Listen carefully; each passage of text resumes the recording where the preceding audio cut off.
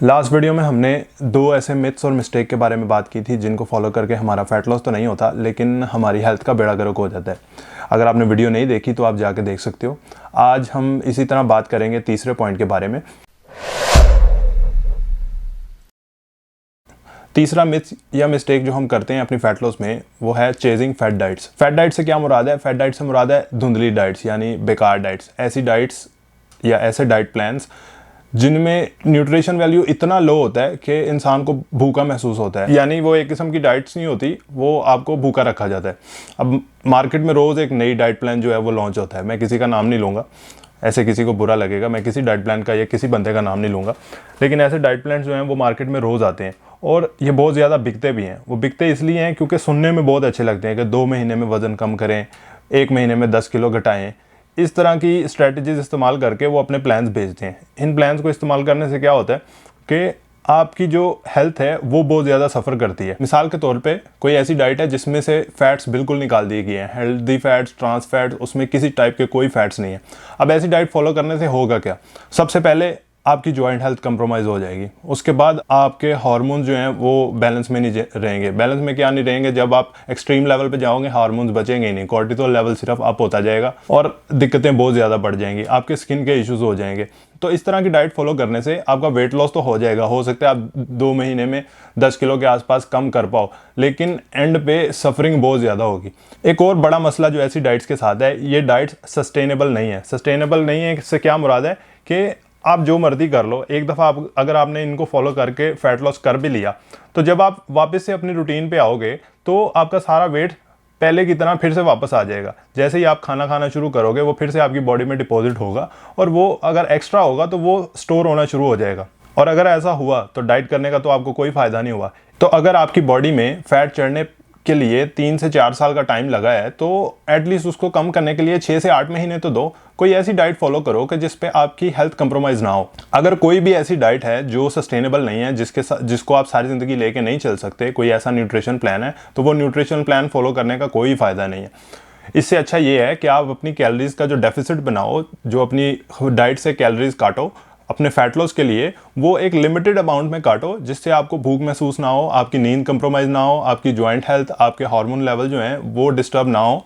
थोड़ा थोड़ा कट करो, एकदम से सारा वेट गिराने का कोई फ़ायदा नहीं है, उल्टा इसका बहुत ज़्यादा नुकसान है। अब यहाँ पे चौथा मिथ और जो मिस्टेक जिसके बारे में हम बात करेंगे वो है do more reps for shredded look.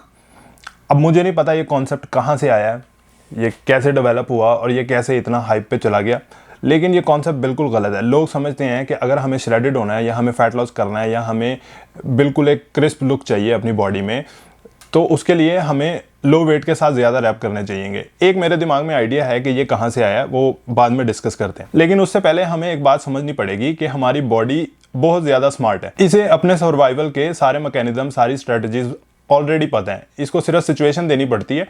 आप अपनी बॉडी को किसी भी टाइप की सिचुएशन दो, ये उसमें सर्वाइव करना जानती है। आप इसको ज़्यादा कैलोरीज दो, ये ज़्यादा कैलोरीज पे भी रहना जानती है। आप कैलोरीज कम दो, एनर्जी कम दो, ये उस पर भी सर्वाइव करना जानती है।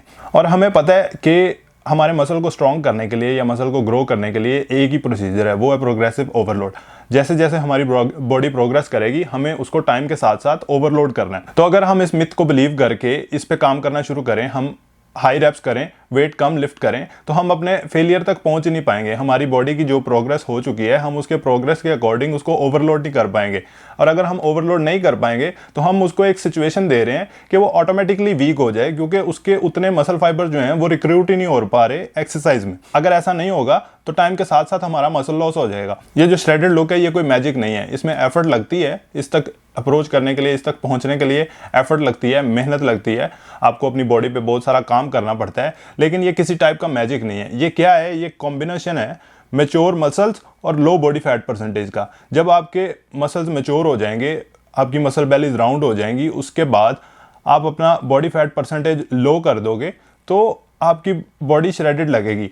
आपको क्या लगता है कि ये जो लोग स्टेज पे जाते हैं, जो कम्पीट करते हैं, बॉडी बिल्डिंग को प्रोफेशनली कर रहे हैं, इनकी बॉडी में स्ट्राइएशंस नज़र आती हैं। स्ट्राइएशंस के लिए क्या कोई स्पेशल एक्सरसाइज है?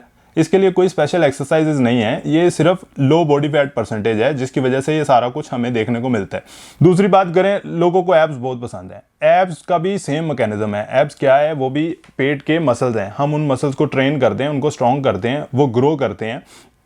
उसके बाद हम एक लो बॉडी फैट परसेंटेज पे जाते हैं जिसमें वो हमें नजर आने लगते हैं। आप लो बॉडी फैट परसेंटेज पे ना जाओ और एब्स ट्रेन किए जाओ, अगर आप हाथ लगाओगे तो आपको मसल्स फील होंगे, लेकिन वो शर्ट उतारने पे नजर नहीं आएंगे। उनको नजर आने के लिए, एक श्रेडेड लुक के लिए आपको लो बॉडी फैट परसेंटेज पे जाना पड़ेगा। अगर हमारे आसपास कोई बंदा अच्छी बॉडी बिल्ड करता है, यानी उसके शोल्डर्स वाइड हैं, वेस्ट उसकी नैरो है, हम उसको रेफर करते हैं ग्रीक गॉड टाइप की बॉडी से। ग्रीक साइंटिस्ट ने एक रिसर्च की थी। रिसर्च में उन्होंने ग्रुप्स लिए थे, दोनों ग्रुप्स को अलग-अलग ट्रेन किया था। जो ग्रुप ए था उसको ट्रेनिंग दी गई थी हैवी वेट से। हैवी वेट का मतलब कि उनका जो 1 रैप मैक्स था उसका 80 to 85% के साथ उनको ट्रेनिंग दी गई थी। दूसरा जो ग्रुप था, ग्रुप बी था, उसके लोगों को ट्रेन किया गया था उनके 1 रैप मैक्स के 40 to 50% वेट से। रिजल्ट्स ये निकले थे कि जिन लोगों ने हैवी ट्रेनिंग की है उन्होंने कई 100 कैलोरीज ज़्यादा बर्न की थी उन लोगों से जिन्होंने लो वेट के साथ ट्रेनिंग की है। तो ये बात अब आप कैसे मान सकते हो कि लो वेट और हाई रैप के साथ ट्रेनिंग करने से आपकी बॉडी में श्रेडेड लुक आ जाएगी। अब मैंने बात की थी कि मुझे एक थोड़ा सा आइडिया है कि ये कॉन्सेप्ट कहाँ से डेवलप हुआ। जो लोग कंपीट करते हैं वो अपने बिल्कुल लास्ट के डेज में लो वेट के साथ ट्रेनिंग करते हैं। सिर्फ उनका गोल होता है पंप अचीव करना। उसकी वजह ये होती है कि उस टाइम पे उनकी बॉडी में कार्ब बिल्कुल नहीं होते, पानी उन्होंने छोड़ रखा होता है अपने कंपटीशन की वजह से, एनर्जी लेवल्स उनके बिल्कुल लो होते हैं। उस टाइप पे वो किसी टाइप की इंजरी अफोर्ड नहीं कर सकते, इसलिए वो अपनी हैवी लिफ्टिंग को एक आधे दिन के लिए रिस्ट्रिक्ट करते हैं। अगर आप यूट्यूब पे देखो, आपका कोई भी फेवरेट एथलीट है, कोई यूट्यूबर है जो कम्पीट करता है, आपने कभी भी उसको ट्रेन करते देखा है? उसकी प्रेप सीरीज में या किसी भी सीरीज में उसको ऐसी ट्रेनिंग करते देखा है कि जिसमें उसकी शक्ल ना बदल रही हो, वो वेट लिफ्ट कर रहा है उसकी शक्ल ना बदल रही हो? तो वो जब वेट ज़्यादा लिफ्ट करते हैं तो शक्ल बदलती है, वो अजीब से फेस बनते ही बनते हैं। तो उम्मीद है कि आपको अभी तक ये मिथ जो है क्लियर हो गया होगा कि श्रेडेड लुक के लिए रेप रेंज इतनी ज़्यादा मैटर नहीं करती। जो मैटर करता है वो आपका कैलोरी डेफिसिट है, और उसमें भी आपको हैवी लिफ्टिंग करनी है अपने मसल को प्रिजर्व करने के लिए। तो चलते हैं हमारे अगले मिथ की तरफ। 5वां मिथ जो हम इस वीडियो में डिस्कस करेंगे वो है स्पॉट रिडक्शन। मार्केट में बहुत सारे ऐसे मैगजीन्स अवेलेबल हैं जो ये एक्सप्लेन करते हैं कि आप ये एक्सरसाइजेस करो आपके एब्स बन जाएंगे, या आपकी साइड्स की जो फैट है, जो हमारे लव हैंडल्स जिसको हम बोलते हैं, ये आपके ख़त्म हो जाएंगे। हमारा लव हैंडल्स और हमारे बेली फैट जो है ये कोई स्पेसिफिक चीज़ नहीं है, ये स्टोर्ड एनर्जी है। ये मैंने पहले भी वीडियोस में एक्सप्लेन किया है। हमारा जो फैट है ये स्टोर्ड एनर्जी है। ये कहाँ स्टोर होगा ये डिपेंड करता है आपके जेनेटिक्स पे। ये बॉडी के किसी भी पार्ट पे हो सकता है, आपके जेनेटिक्स पे डिपेंड करता है कि ये कहाँ पे स्टोर होगा। फ़र्ज़ करो अगर आपके लव हैंडल्स हैं या आपका बेली फैट है, इसको कम करने के लिए कोई एक्सरसाइजेज नहीं है। हाँ, ऐसा ज़रूर हो सकता है कि आप एक्सरसाइजेस करो, वो आपको हेल्प कर सकती हैं। हेल्प कैसे कर सकती हैं? जब आप एक्सरसाइजेस करोगे आप कैलोरीज बर्न करोगे। दूसरा, आप उस बॉडी पार्ट को ट्रेन करोगे, वहाँ पे मसल डेवलप करोगे। इस तरह से वो आपको हेल्प कर सकती हैं आपके फैट लॉस में। अगर आप चाहो कि मैं पेट कम करने के लिए पेट की एक्सरसाइजेस करूँ तो वो पॉसिबल नहीं है, क्योंकि फैट लॉस का एक्सरसाइजेस के साथ इतना ही लिंक है कि एक्सरसाइजेस ऐसी एक्टिविटीज़ हैं जो आपको कैलोरीज बर्न करने में हेल्प करती हैं या मसल डेवलप करने में हेल्प करती हैं।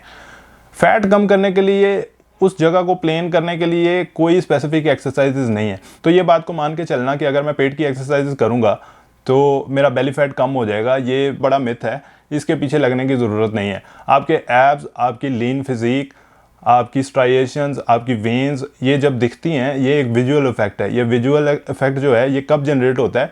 जब आप मसल डेवलप कर लेते हो और उसके बाद आपकी बॉडी एक बिल्कुल लो फैट परसेंटेज पे चली जाती है। तो हमारी वीडियो यहाँ पे ख़त्म होती है। ये सारे मिथ और मिस्टेक्स थे जो हम फैट लॉस में करते हैं। उम्मीद है आपको समझ आई होगी और ऐसी मिस्टेक्स आप अपने जर्नी में बिल्कुल नहीं करोगे। तो इंशाल्लाह मिलते हैं अगली किसी वीडियो में ऐसे किसी इंटरेस्टिंग टॉपिक के साथ।